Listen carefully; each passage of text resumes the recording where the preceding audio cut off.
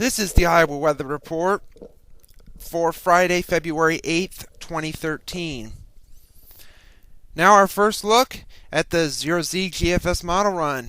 This is at noon today. We have one storm moving off to our east that'll be producing a big snowstorm over the New England and Mid-Atlantic states. Storm over our southwest is one we have to watch for later in the weekend, but in the meantime, we'll have temperatures in the 30s to near 40 statewide today with mainly sunny skies around.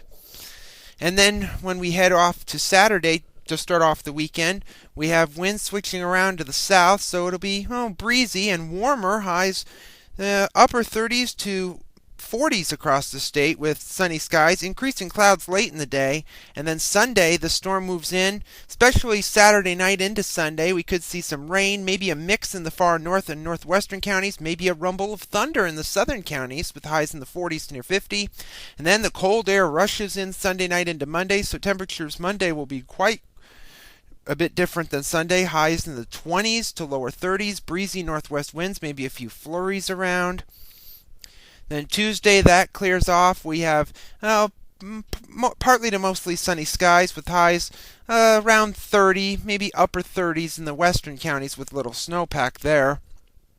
Then Wednesday, about the same. We have a storm off the east coast in through the Carolinas into the south and eastern Florida. Another over the Canadian Prairie provinces, but seasonal weather around here around 30.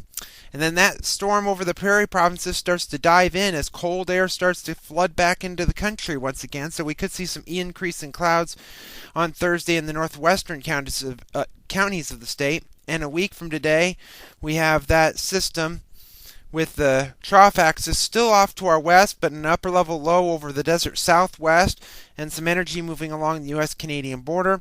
And that could bring a front down here that'll be bringing maybe a little bit of light snow around here, not anything overly heavy. The heaviest will be mainly off across the Colorado Rockies. A couple days after that, on February the 19th, we have another trough axis moving in our direction with a storm system, another piece energy over the Four Corners region. And at the surface, we would see a little bit of a system moving across the state. That would produce maybe a few flurries or snow showers, but it would reinforce the colder air of highs in the 20s to around 30, if that's right. And at the end of the forecast on the 23rd, we have a vortex over the Canadian Maritimes. We have another one just off the southern California coast. Bit of a ridge around here.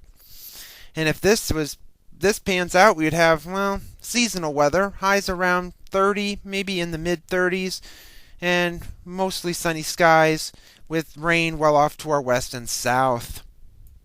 Here's the satellite image from last evening. We had the storm system over the east coast and the Great Lakes that'll be producing that snowstorm over New England, and some cloudiness off to our west that'll be coming this way toward the end of the weekend. The watch warning map from last evening, a lot of winter weather issues across the Great Lakes and into the northeast, including some winter storm warnings and blizzard warnings. Winter storm watch is off to our north and west, and winter weather issues off to our west with the new storm coming in this weekend. QPF chart precipitation over the next 5 days through Tuesday evening at 6 o'clock, showing some decent amounts of precipitation across the south and up the east coast, upwards of 2 to 4 inches of precipitation around here, maybe a quarter to 3/4 of an inch.